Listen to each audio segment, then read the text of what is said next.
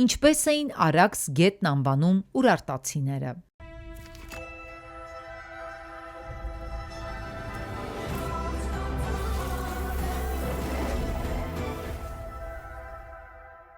Ուրարտական սեպագիր արձանագրություններում հիշատակվում են մի շարք գետանուններ։ Դրանցից մեկը Մունա գետը,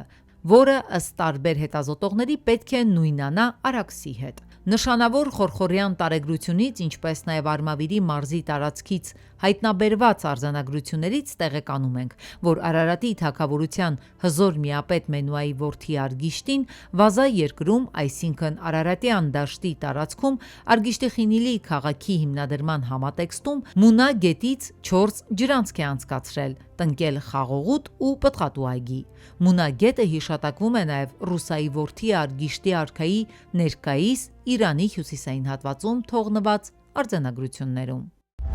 Նախագծի գլխավոր գործընկեր Ակբա բանկ։